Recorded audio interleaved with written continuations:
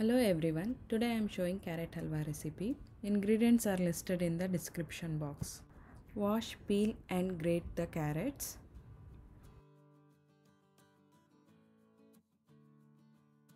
Pressure cook the grated carrots with milk.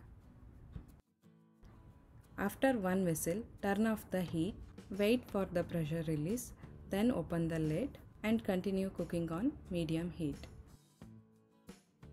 Now add sugar. Keep stirring and cooking until all the moisture evaporates.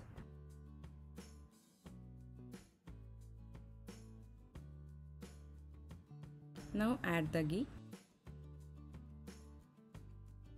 and keep stirring.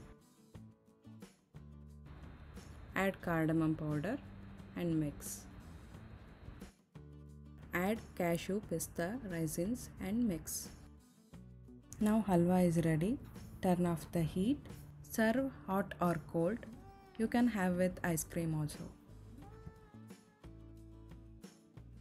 Thank you for watching. Please like, subscribe and share. If you are already subscribed, thank you.